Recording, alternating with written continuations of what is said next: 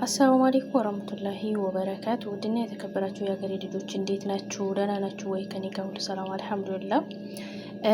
እና ማለት ነው እኔ አንድ ነገር ልነግራችሁና ዱባይ ማለት ነው ዱባይ ብር መላኪያ እንትን ብላ ቆሟል፣ ሲስተም ተዘግቷል። ስለዚህ ብር አትላኩ ወላይ።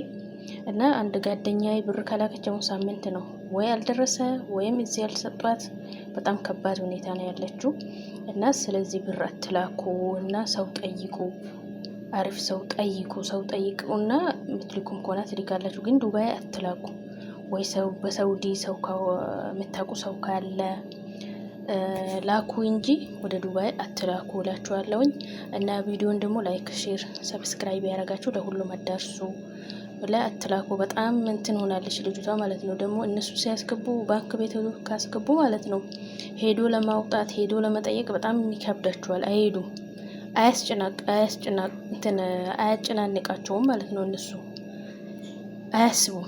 ስለዚህ እናንተ በአሁኑ ጥንቃቄ አድርጉ፣ አትላኩ፣ ተረጋጉ። ካልሆነ ደግሞ ከዚህ ከሳውዲ መላክ ከሌላ ነገር መላክ ትችላላችሁ፣ አጠያየቃችሁ ማለት ነው።